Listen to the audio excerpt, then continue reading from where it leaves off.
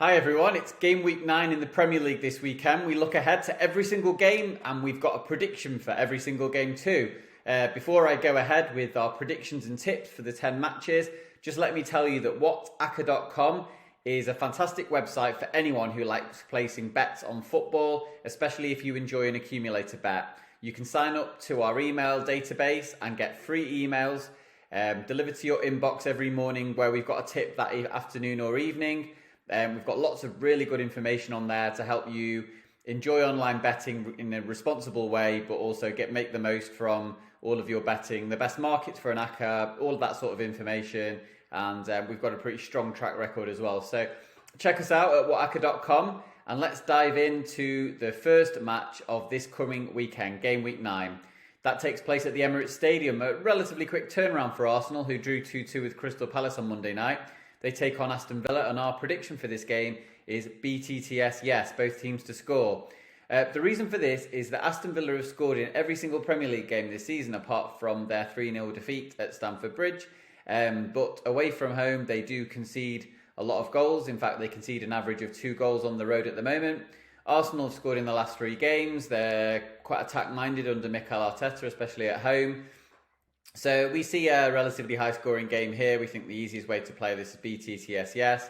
John McGinn was fantastic against Wolves, looked really lively in the middle of the park.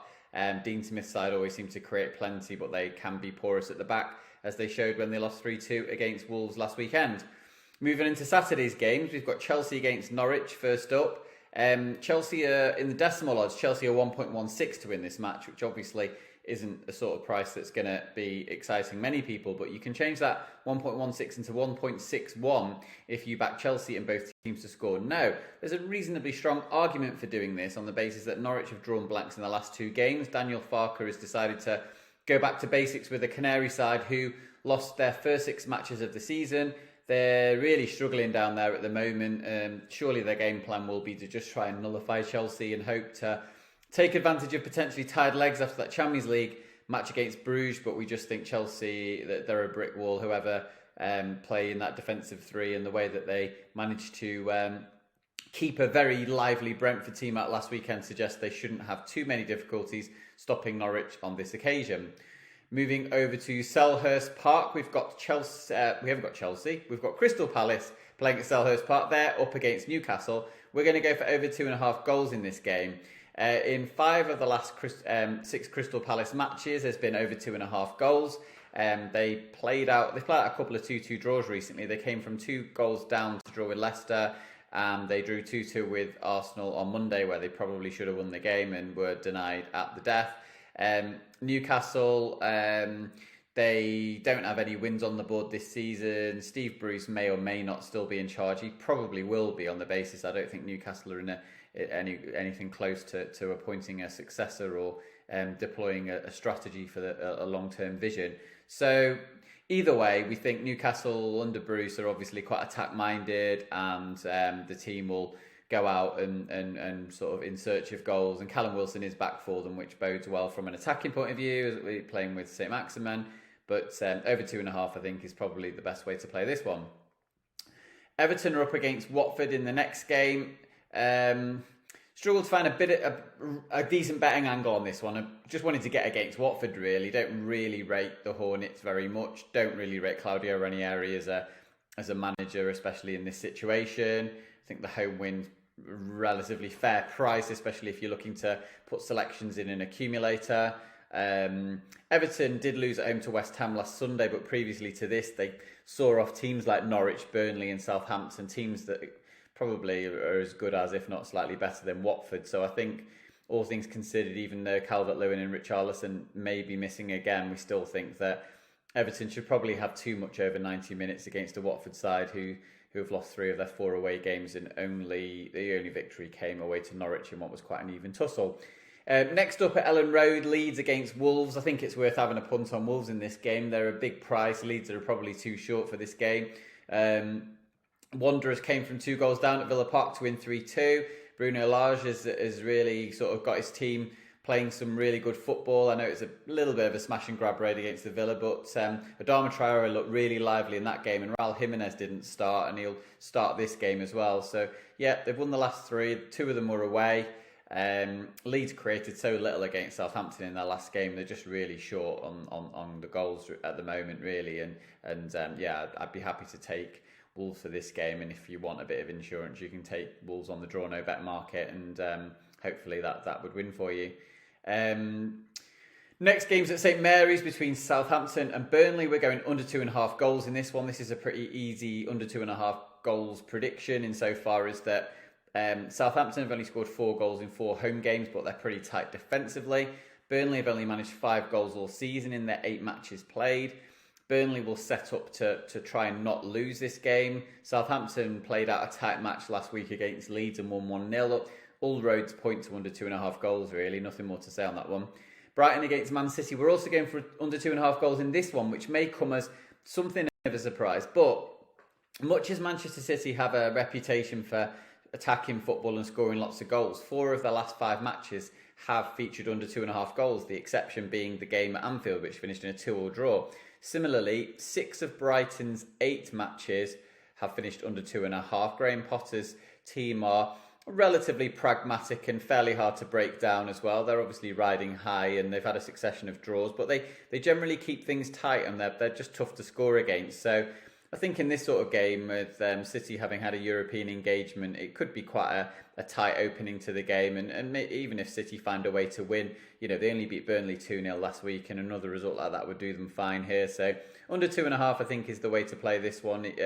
Despite the sort of image and narrative that City will go gung-ho and throw everything, they're very good from a defensive point of view as well. In fact, they've only conceded 4 goals all season, and 2 of those were at Anfield. Moving on to Sunday's 3 matches. The first of these takes place between Brentford and Leicester. We are going to go for a Brentford win in this game. Brentford had 7 shots on target against Chelsea despite losing last weekend. They were really unfortunate not to get at least a draw out of that game, and Chelsea are one of the best 3 teams in the Premier League. Brentford have got 12 points on the board from 8 games played. And that's despite having faced Chelsea and Liverpool, and they've gone to West Ham and won. They've beaten Arsenal. There's just a lot to like about them. They're not in a false position. In fact, they're slightly below where they probably should be in terms of they should have a few more points on the board. They come up against the Leicester team, who looked quite impressive against Manchester United last weekend, but they were made to look pretty good by a fairly ordinary Red Devils team, and very poor defensively as well. The Foxes have conceded 9 goals in 4 away matches this season. I'm just not quite sure that they're that good on the road, and they've only won 1 away game, and that was away to Norwich. So the odds are quite similar about both teams on the full-time result market, and we'd certainly be Brentford backer with home advantage here. They just look so good against Chelsea, and Thomas Frank is doing a fantastic job there. West Ham United go up against Tottenham Hotspur in a London derby. Very easy to go for both teams to score yes in this one, so that's what we'll do. Spurs at the time of writing, or time of recording, have scored in the last 5 games. West Ham have scored in 7 of their 8 matches played this season. They generally find the net. They always have found the net at the London Stadium this season. And yeah, I think both teams coming to the game off the back of they're playing on Thursday night, but they last weekend they both had successful outcomes. Tottenham won a 3-2 away at Newcastle, and with Kane back and firing in Son, I think that this is could be an end-to-end sort of game. And finally, last but certainly not least, the game at Old Trafford between Manchester United and Liverpool. It'll come as no surprise to regular viewers that I'm going to oppose Manchester United in this game, despite the Ole Gunnar Solskjaer rallying call that I'm sure is going to be felt loud and clear in the dressing room before kick-off. Yeah, I mean, Manchester United are not a very good team. They're a good group of individual players. Obviously, all of them have their merits, but they can be opposed here. And sometimes it's tricky in these games because you can go for Liverpool and end up with egg on your face, and United will come out all guns blazing and take the lead, and Liverpool will scramble a draw or lose the game. But they're Liverpool are really looking slick this season. Mohamed Salah is probably in better form than he was in the previous 3 or 4 seasons he's been at Anfield. with Virgil van Dijk in central defence again. They're just looking sort of formidable at the back as well. But there have been a few aberrations in terms of that 3-3 at Brentford springs to mind, and obviously Manchester City managed to score twice at Anfield too. So the bet we're going to have for a bit of interest in this game is Liverpool to win and both teams to score yes, which is available at quite a big price. The reason for this is that we just think United are capable over 90 minutes. They have to attack. They're not going to sit on the haunches against Liverpool. They have to be in attack on the offensive at home. I think that's probably their best strategy anyway, to be honest, because their defending's pretty rubbish. But we do think Liverpool will outscore them over the 90 minutes. It should be an interesting match. And that draws the curtain down on our 10 Premier League tips. I hope you've enjoyed this video. Please like and subscribe if you have, and head over to Whatacca.com to find out the latest tips that are going up on the website. It's a really busy week this week leading up to Premier League game week 9, and hopefully you'll find something that you enjoy and enjoy beating the bookies along the way. Cheers for now, guys.